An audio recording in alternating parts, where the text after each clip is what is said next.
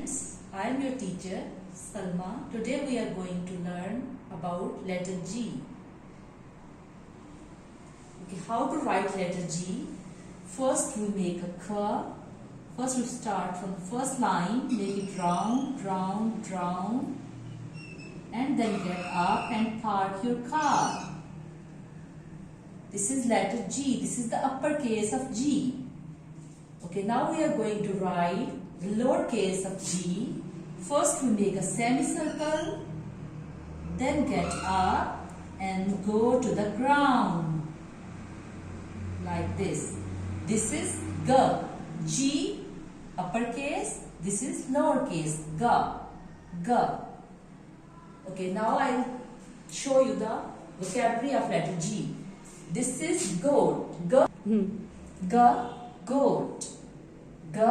Grapes. G. Glasses. G. Glass. Okay. G. Goat. G. Grapes. G. Glasses. G. Glass.